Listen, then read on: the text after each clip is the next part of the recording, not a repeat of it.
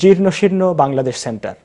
Building মেরামতের অভাবে কাউন্সিলের দখলে চলে যেতে পারে মুক্তিযুদ্ধের আন্দোলনের সাক্ষী হয়ে থাকা ঐতিহ্যবাহী এ বিল্ডিং।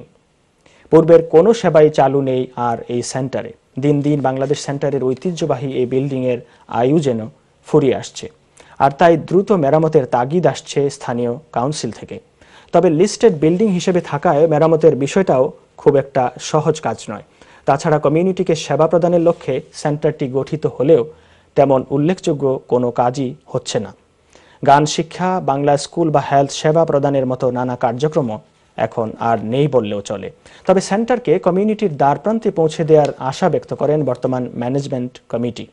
বাংলাদেশ সেন্টারকে নিয়ে আমাদের চিফ রিপোর্টার আকরামুল হুসাইনের রিপোর্টে দেখুন বিস্তারিত। ছবি তুলেছেন আহসানুল আম্বিয়া। লন্ডনে বাংলাদেশ সেন্টার।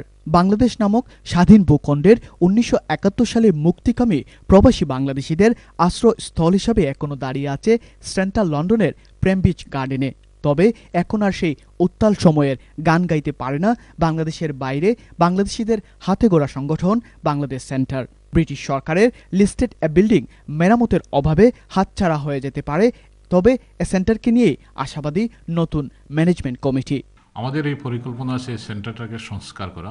এটারে সংস্কার করতে হলে প্রচুর অর্থের প্রয়োজন। আমরা একটা কোম্পানির সাথে আমাদের কন্ট্রাক্ট আছে, এই কোম্পানি আমাদের এই কাজটা করে দিবে। এটা সংস্কারের পরে এটা যদি আমরা সংস্কার না করি তো কাউন্সিল এটা বন্ধ করে দিবে। বর্তমানে এই অবস্থায় আছে। এটা হয়তো 2-4 বছরে হবে না, হয়তো আরো বেশি সময় লাগতে পারে, অথবা 2-4 বছর হয়ে যেতে পারে।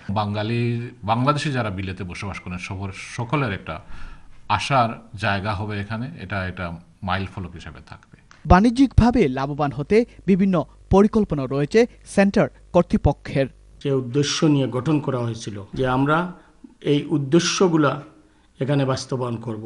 আমরা গানের প্রশিক্ষণ করব, আমরা বাংলা শিক্ষা ব্যবস্থা করব, আমরা আরবিক শিক্ষার ব্যবস্থা করব। এটার রেভিনিউকে আরো শক্তিশালী করতে আমরা বাংলাদেশ সেন্টারের পিছনে আমাদের একটা কার পার্ক আছে, এই কার পার্কে আমরা একটা বিল্ডিং করার পরিকল্পনা নিয়েছি। বিগত বছরগুলোতে সেন্টারের কার্যক্রমে থাকতে পারে নানা গাফিলাতি, এমনটি মনে করছেন সেন্টার নতুন ম্যানেজমেন্ট কমিটি। যখন নতুন কমিটি আসার পরে অনেক কিছু অমিল পেয়েছি। এই 23 বছর 25 বছর যত বছরই হোক আমরা অনেক ম্যানেজমেন্টে অনেক গাফলতি পেয়েছি এবং এইটার ইনকোয়ারি চলতেছে। সম্প্রতি সেন্টারের বিভিন্ন কার্যক্রমকে গতিশীল করার জন্য 15 সদস্যের একটি উপদেষ্টা কমিটিও গঠন করা হয়। আর এর প্রধান নবাবুদ্দিন মনে করেন হেলথ অ্যান্ড সেফটি এ সেন্টারের একটি বড় প্রতিবন্ধকতা। বিগত কয়েক বছর ধরে অনেক প্রজেক্টগুলো আপাতত বন্ধ। সেইটা পিওরলি বন্ধের কারণটা হচ্ছে যে হেলথ অ্যান্ড সেফটি রিজনস। যখন বাংলাদেশ সেন্টার কাজ সম্পূর্ণ হবে, আমার দৃঢ় বিশ্বাস যে আমরা একটা আইটি সেন্টার খুলব, যেটা বাংলাদেশি ছোটো ছোটো ছেলেমেয়েদেরকে আমাদের এই প্রশিক্ষণ দিতে পারবো। তার সাথে সাথে বাংলা শিক্ষা এবং সাংস্কৃতিক শিক্ষা এবং বিভিন্ন ধরনের অনুষ্ঠান, অবশ্যই সাংস্কৃতিক অনুষ্ঠান এখানে পরিচালনা করা সম্ভব হবে।